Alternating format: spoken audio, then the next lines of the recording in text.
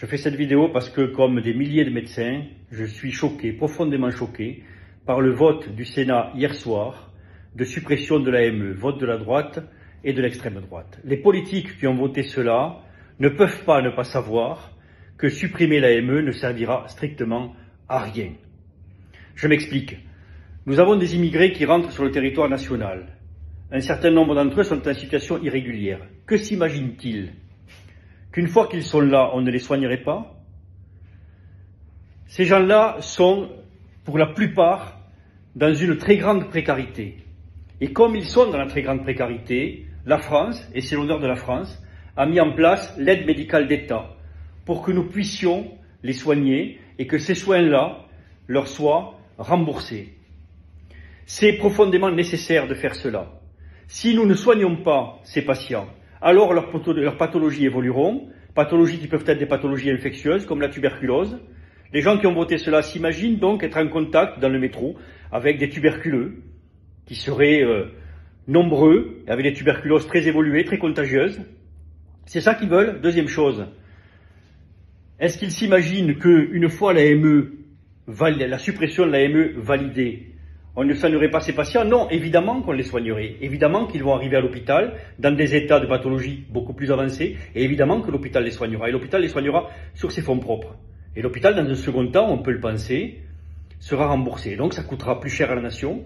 Et donc nous aurons à la fois un coût plus important pour la nation, et à la fois des pathologies plus évoluées, avec lesquelles les Français seront en contact. Alors, à ces politiques qui ont voté cela, je leur dis, on ne peut pas vous laisser faire.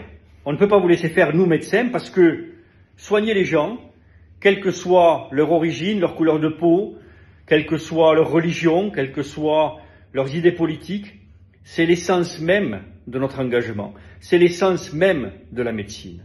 Et donc nous ne pouvons pas accepter que vous supprimiez cette AME. Cette AME qui ne coûte que 0,5% de l'assurance maladie.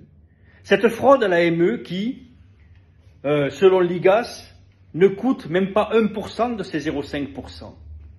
Vous êtes en train de voter cela, en fait, juste par opportunisme, juste parce que vous vous servez de la grande précarité comme d'un marchepied électoral. Et ça, c'est assez dégueulasse, voyez-vous.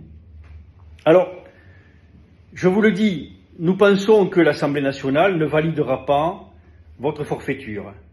Mais si tel était le cas, je le dis aux politiques qui voteraient cette suppression, alors vous assisterez à une colère du monde médical, du secteur public et du secteur privé, comme jamais vous n'en avez vécu, jamais.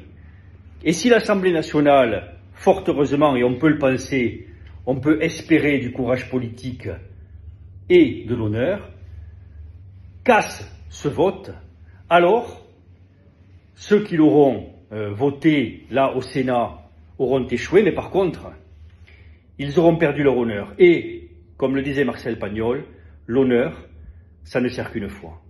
Voilà ce que j'avais à vous dire. Je vais à vous dire cela, ne pensez pas que je fais ça de façon légère, c'est pas du tout le cas. Encore une fois, soignez les gens, quels qu'ils soient, d'où qu'ils viennent.